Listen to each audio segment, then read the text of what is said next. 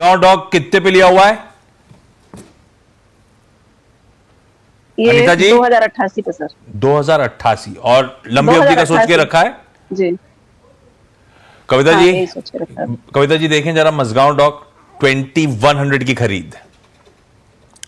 तो मुझे लगता है ट्रेलिंग स्टॉप लॉस मेंटेन करना चाहिए। पूरा सेक्टर जो है लाइमलाइट में है और अच्छे मूव्स बनते हुए दिख सकते हैं फर्दर मजगांव डॉक में।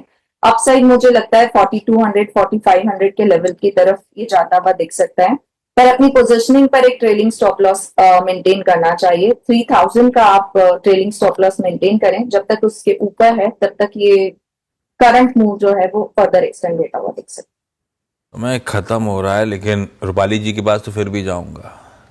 स्क्रीनर से इतनी मदद करी उन्होंने, इसलिए एक सवाल तो उनका बनता है। रूपाली जी सवाल पूछे अगला।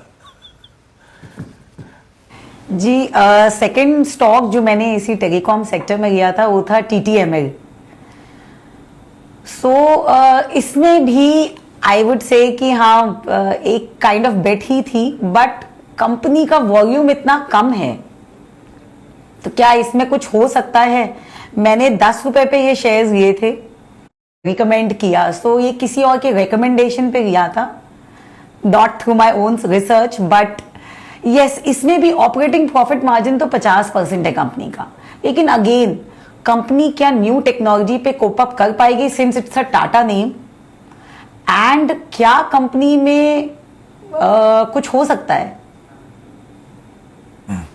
होप बहुत राइट कर रहे हैं आपके। आप अपने सीए वाला एप्लीकेशन और स्क्रीनर लेके बैठोगे तो आपको वैसे ही बहुत बढ़िया स्टॉक्स मिल जाएंगे आपका। खैर, अभी TTML कविता जी आधा नुकसान हो गया, आधा कैपिटल इरोड हो रहा है। हालांकि ये अच्छी बात है कि सब में क्वांटिटी वांटिटी हल्की फुल्की है, चाहे वो पिछला वाला स्टॉक था कौन सा, आइडिया, वोडाफोन आइडिया, और या फिर TTML हो। क्या करना है कविता जी? तो ये एज यू राइटली सेड दोनों ही होप ट्रेड है। कुछ हो सकता है, ये आगे पता चलेगा।